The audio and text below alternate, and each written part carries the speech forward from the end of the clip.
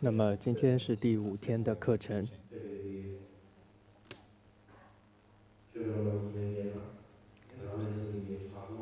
首先要问候所有在法会现场的，还有透过网络的观看的聆听的这些法友们。本来是今天最后一天的课程，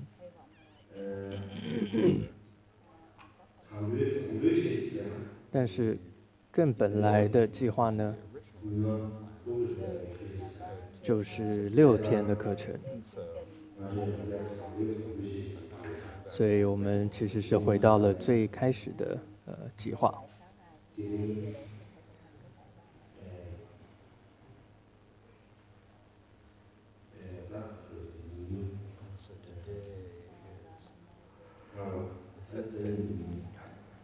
所以呢，明天呢才是第6天啊，这个最后一天。那么到明天课程就结束。那么今天要讲的呢，解脱庄严论的主颂主文还是跟昨天一样，所以就不再多念一次。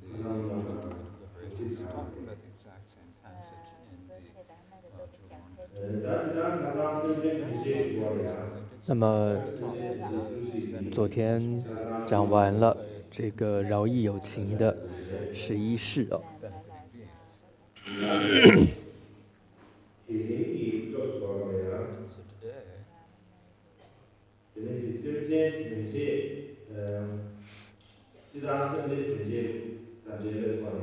那么今天呢，还是会继续讲解跟饶益有情有关的一些内容。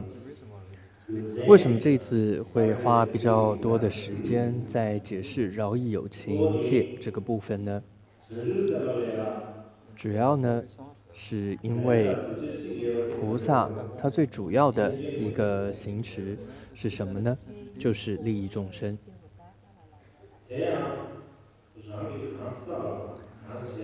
那么菩萨的每一个心念、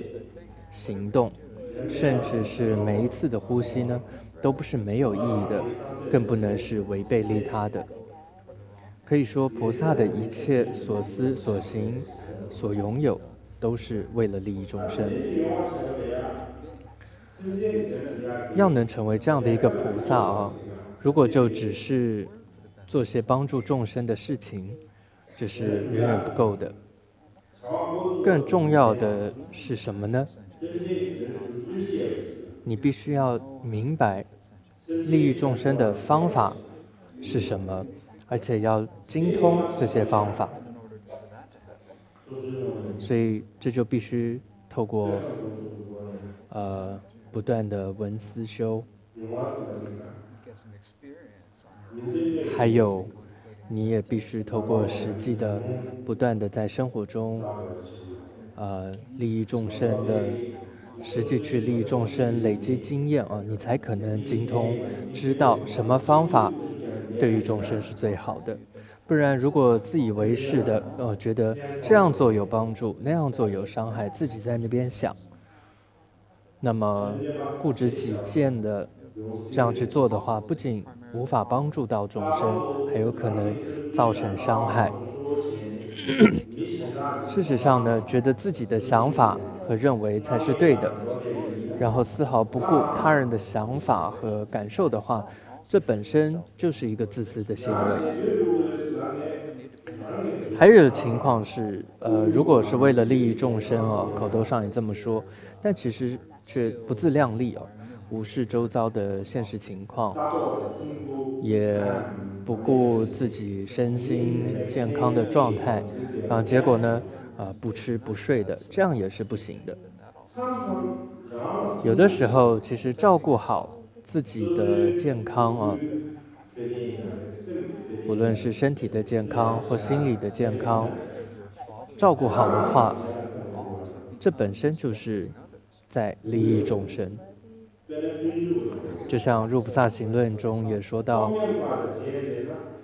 身心俱疲时呢，战舍为久计，事成应尽舍，续行于善故。所以这在讲的是同样的意思。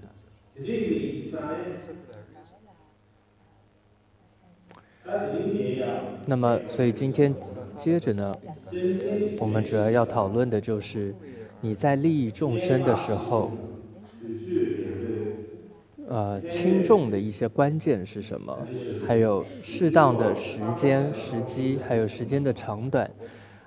如何能够带来利害等等情况呢？这有叫做利益众生时的9种观察。那么，首先9种观察是哪9个呢？第一个是观察自他，再来观察利害的大小，第3是观察众生的优劣，第4个是观察众生的多寡，第5个观察此生与来世，第6个是观察戒律与不善业，第7个是观察布施之兴衰，第8个是观察众生的种种欲心，第9个是观察自法的兴衰哦，有这9种。首先第一个是观察自他，我想简单的讲解一下。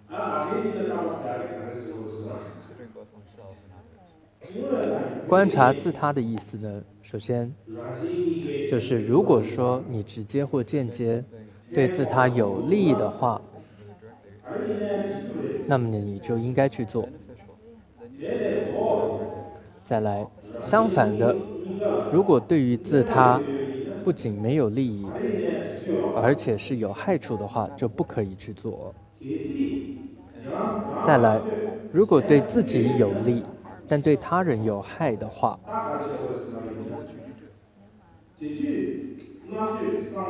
那也不可以去做。所以这句话的意思是说，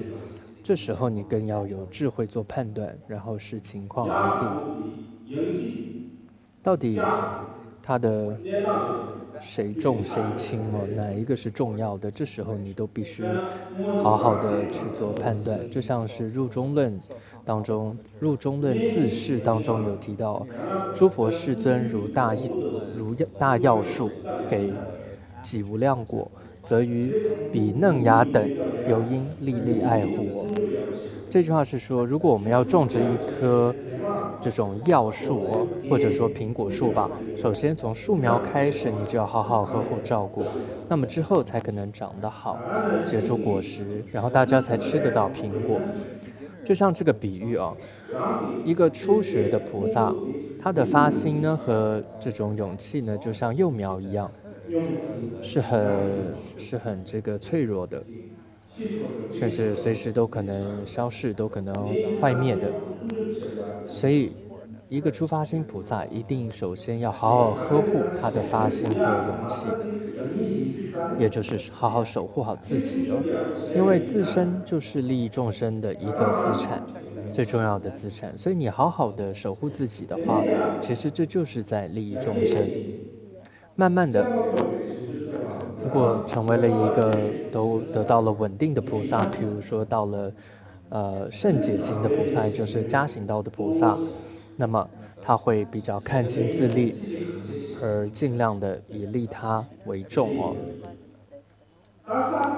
那么再更进一步，如果到了登地的菩萨了，那么他们就是完全一心的精进于这种利他的各种的行持上了。所以这里你会看到，你要观察自他的情况而做而行利他之事第二个是观察利害的大小。所以一个菩萨呢，无论他做什么样的行为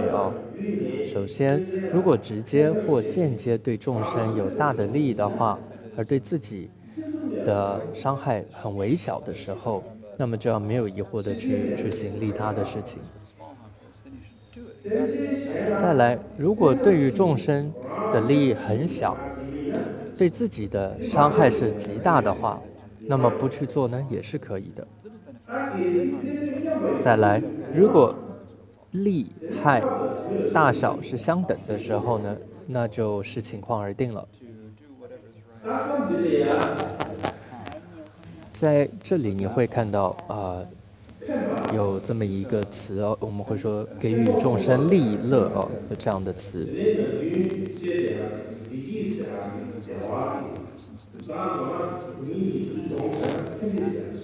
所以就是利益跟安乐哦，这两个合起来叫利乐。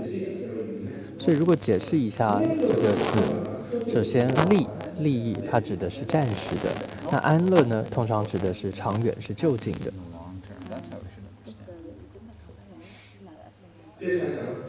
所以举个例子来说，过去我们的祖先或者说古人为我们留下了许多遗产，像是这些珍贵的遗产，像泰姬玛哈陵啊、布达拉宫啊等等但是呢，反省一下我们自己，为后世的人带了什么呢？留下的就只是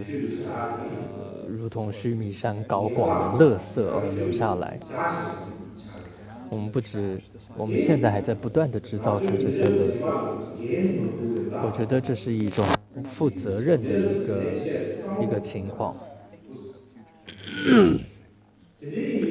也没有想得很远的一个情况。所以我觉得我们应该要为了利乐也就是有时候要想得长远，不能只是自私的想到自己这一代人的快乐，要留给未来的世代一个干净美丽的一个地球的话，我觉得这是我们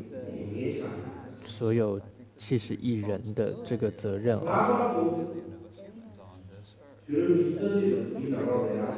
尤其我觉得我们现在21世纪真的是一个很重要的时候，因为未来到底是苦还是乐，是我们现在就要做抉择的这样一个重要关头了。所以就像是《律仪20颂》当中有提到，为自或为他，无论苦与乐，有利皆当作，不做无利的乐。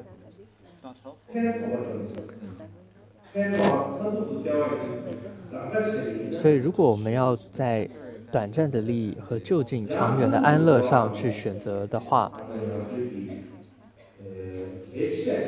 那么长远的安乐是更重要的。我觉得我们不仅是要认识这样子，而且要实际这样去做，要想得长远，同时所做的也是要长远的去做。我们不要搞错了这些什么该做，什么不该做，然后要正确的做取舍。第三个是观察众生的优劣。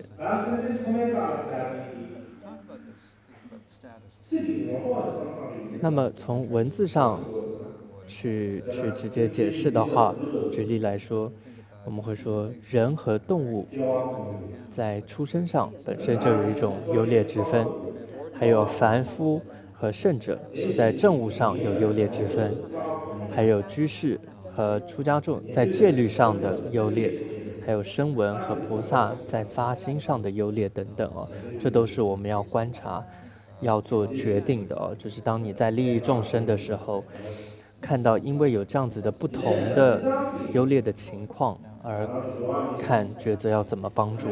或者要帮助谁。一般来说，我们说一出生为人，很自然我们身边你周遭就会有几种人，一种是你熟悉的，一种是不太熟悉的，还有一种是陌生人。所以这是很自然的，本来也不是个问题是有你认识的有亲疏之分的。但是对于一个菩萨来说，是没有任何亲疏之分的。他没有什么这是我喜欢的，那是我不喜欢的，没有。他对于尽虚空的众生也好，或是同处一室的几只昆虫也好吧，他都能够一视同仁。因为对于菩萨来说，只要是生命，有呼吸的生命哦，都有着同等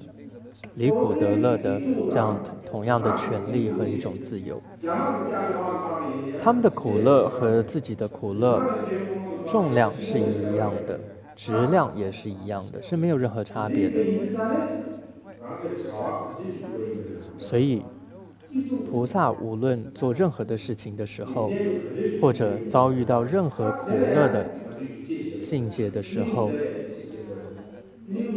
身为一个菩萨，他都不会忘记这个重要的一点，就是众生的苦乐重量质量是一样的。如果有准备时才想到，不得已时忘记了的话，这就不是一个菩萨了。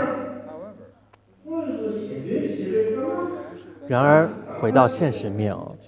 当你真的在帮助众生、利益众生的时候，的确有很多情况是你马上要做决定的，要视情况而做调整，要思维的，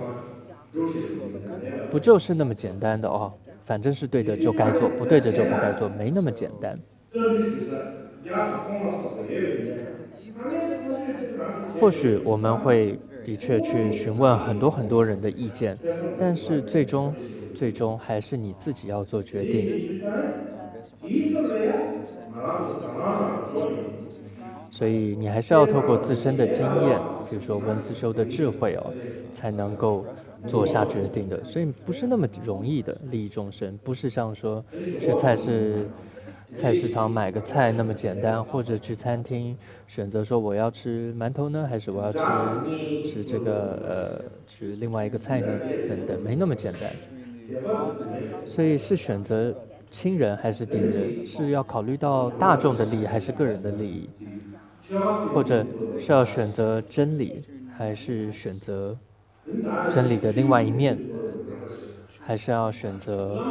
某个教派，还是是要选择上师，还是要选择护法，甚至到底是我要买米还是买糌粑，吃米还是吃糌粑等等，你会看到很多很多的决定哦。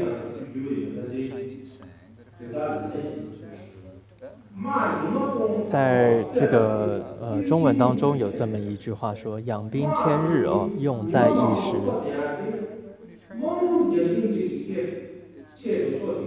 所以为什么要花那么多的时间去训练培养这些军人呢、士兵呢？就是为了用在一时这个战争的时候。所以同样，我们学了那么多佛法，读了那么多经论，紧要关头时如果没用上的话，那么就像密勒日巴说的一样了，不是甚深开遮法哦，博学多闻有何益哦？所以真正到了紧要关头的时候，我们更是要谨慎，要小心，要真的用上你所学的，这是最重要的。不然平时好像都很好啊，很会说，然后也很会讲，说得很好，讲得很好，但真正是要关头上要用得上才是重要的。再来第4个是观察众生的多寡。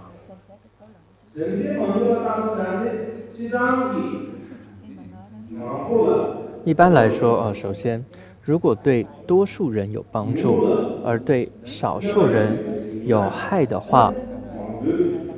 那么这时候你就要选择对多数人有帮助，所以你可以这么去做。再来，如果对多数人有害，但是对少数人有帮助的话，是不可行的。再来，如果得到利益和受到伤害的人的数量相同的时候，该怎么办呢？这时候就要用善巧方便去做抉择了。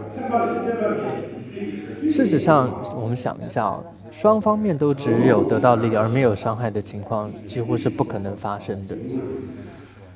所以到头来呢，你还是要自己要用智慧去做决定、做判断。举我们现在这个地球，环境哦。很难过的一个情况就是，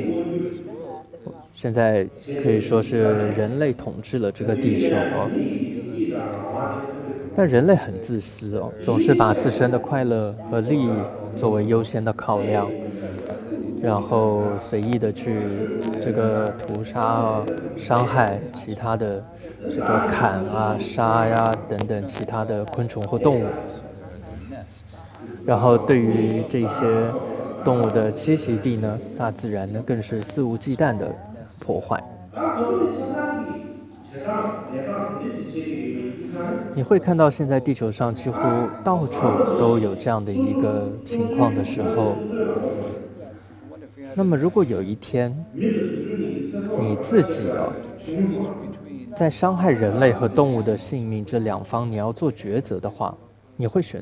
的选择是什么？会是什么？现在就应该想一想。如果譬如我问你们一个问题，问了这样的问题，你会怎么做选择呢？你会因为人类而牺牲动物呢，还是为了动物而牺牲人类呢？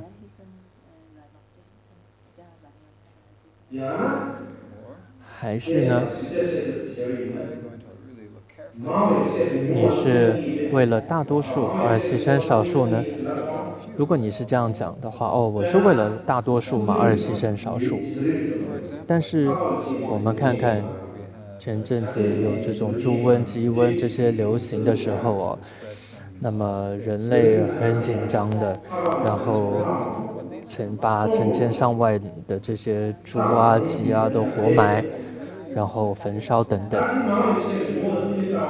这么样的行为，到底是为了多数而牺牲少数呢，还是其实是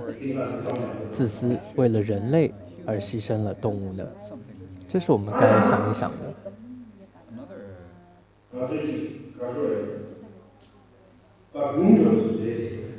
再来，我们可能这个编出一个例子。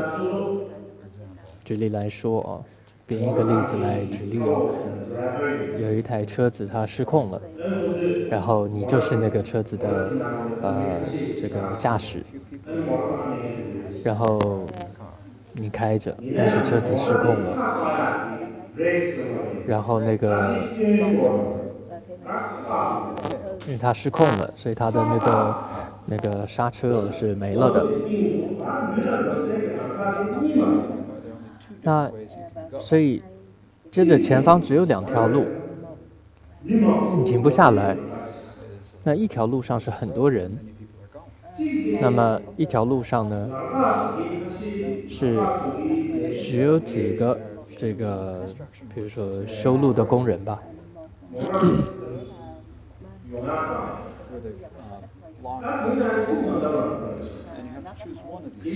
所以你因为刹车失控了，所以你必须选择其中一条。如果选了第一条，那么会死很多人；选择了第二条，只会牺牲几个人的生命。那你会怎么做决定？而你呢？时间很短暂，你没时间去请问上师，或者请上师帮你算个卦你没有这样的时间，你可能就只有几分钟，甚至几秒钟的思考时间，那么你就要做决定了。所以这个例子，当然这是一个比较极端的一个例子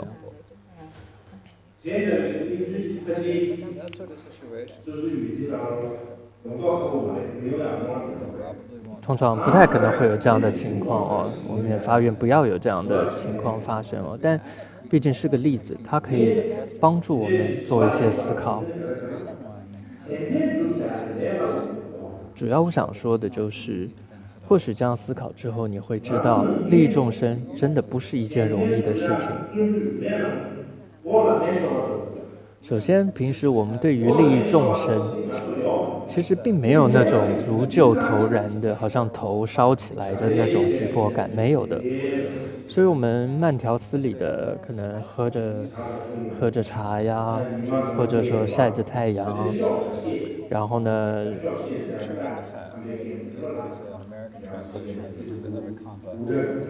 茶余饭后的时候，就跟别人在那边说着，然后这个炫耀着说，我呢，规划呢，下个月呢就会要到美国去喽。在美国呢，在有某某中心呢，请我去上课，他们所有这些课程呢都规划好了，然后还在那说着啊，几个星期后呢，又有一些欧洲的弟子会来请我呢讲解金刚总持七行文。除此之外，我其他时间倒是蛮空的，并没那么忙。会这么说。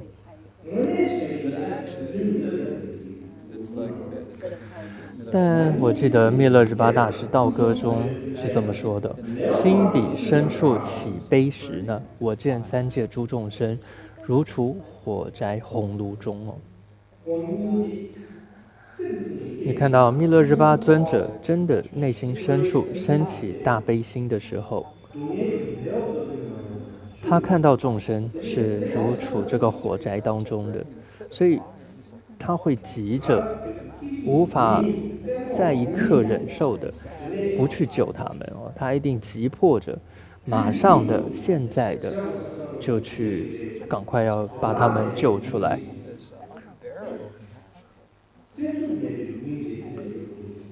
所以尊者你看到他是这样形容的，所以一个菩萨是不可能悠悠闲闲的在那过日子的，是不会的。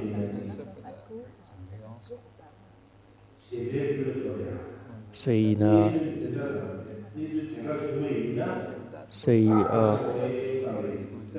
我们现在就应该好好思维一下哦，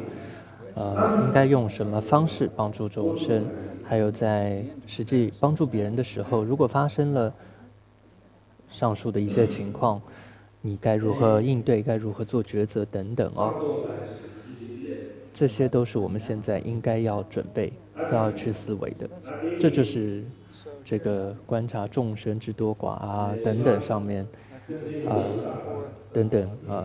利众生时候要做的一些观察跟思维。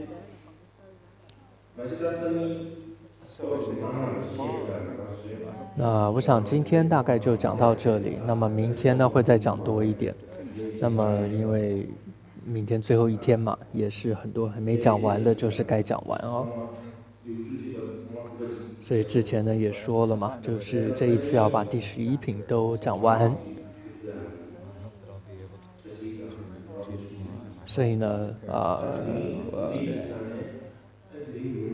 所以我想今天可能就少讲一些，那明天再多说一些。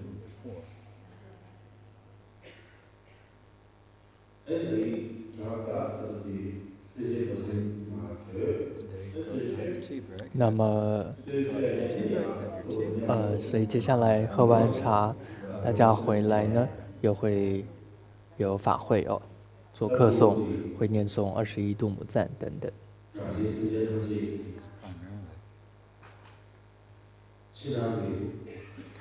主要我们也透过念诵回向给自他一切众生，各种内外的障碍能够平息，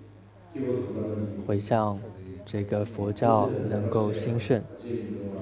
也透过我们的祈愿回向所有的佛教的这些大德大师们能够长寿住世，同时也回向这个僧团呢能够和合，能够兴盛。还有尤其现在哦，在主要在这个中国国内发生的这些这个新冠病毒，还有遍及到现在世界很多地方的这个病毒呢，都能够很快的消失哦。那么很多这些患者呢，也都能够赶快康复，还有在这个尽力照顾着患者的这一些医护人员呢，他们也都能够平安，那他们的一切救护的行为也都能够顺利，能够圆满。总之，回向一切众生身心都能够健康、快乐。所以，当你们在念诵度母赞的时候，可以这样子发愿跟做回向。那么明天，